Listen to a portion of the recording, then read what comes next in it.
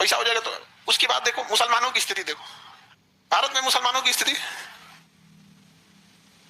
बहुत बुरा चल रहा है। तो कोई सर पे ताज आके पहनाएगा? आप बताइए, यही एक कौम थी ना मुसलमान जिसने कहा था कि पढ़ाई लिखाई और दुनियावी तालीम किस काम की है।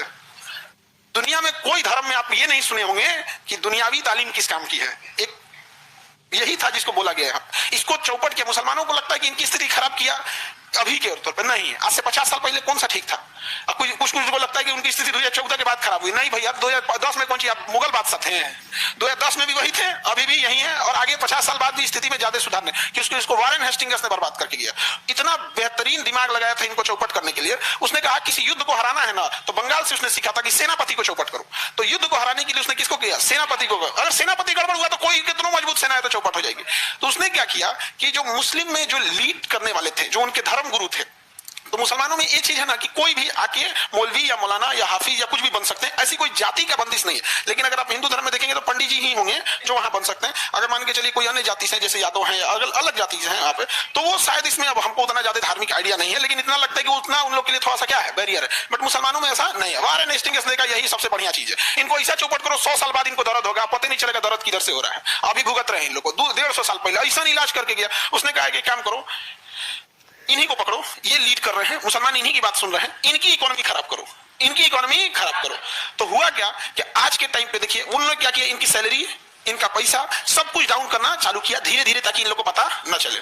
जब सैलरी, पैसा सब डाउन करने लगा, तो समाज का जो इंटेलेक्चुअल वर्ग था, जो ऐसा वर्ग था जो समाज पे प्रभाव डाल सकता था, वो देखा कि भाई इसमें उतना नौकरी में पैसा वैसा नहीं है। जैसे आज खेती से हर इंसान क्यों भाग रहा है? पैसा ही नहीं है।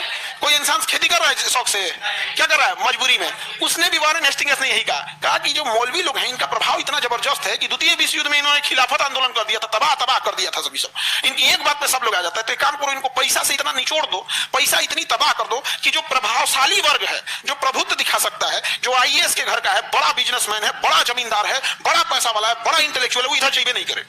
तो पहले उन्होंने इनकी सैलरी काटना चालू किया। आज मेजॉरिटी में जो मुस्लिम लोग होंगे, देखिएगा कितने कम पैसे में मौलवी लोग गुजारा करते हैं, जरा उनसे पूछ के देखिएगा। उनकी एहसान है मुसलमानों की कम्युनिटी पे, उन मौलवी और उन लोगों का जो उतने कम सैलरी में भी इनकी लीड कर रहे हैं, इनको समझा रहे हैं। वरना उनको गांव के लेवल पे तो 5-7 हजार 8 हजार ऐसे मिल जाए, बहुत मिल जाता है उनको इतनी स्थिति में। अब आप बताओ, उतना तोड़ दिया किसने? वारेन ने। इन लोगों को अभी तक बुझेबे नहीं किया। अब आपके लीडर में जिनका फैमिली को इतनी समस्या आ जा रही है, तो अभी क्या है कि जो इंटेलेक्चुअल था वो अपने बच्चे को इधर भेजने से पहले सोचता है यार बहुत स्थिति अजीब है, कैसे भेजेंगे, कहां भेजेंगे? डॉक्टर बना देते हैं, इंजीनियर बना देते हैं, ये बना देते हैं, वो बना देते हैं। ये गड़बड़ कर दिया इन लोगों ने। आज भी मुस्लिम लोगों में जो इमाम है, जो नमाज पढ़ाते हैं, या हाफिजी हैं, या फिर मौलवी साहब है, किसी बड़ी मस्जिद में है तो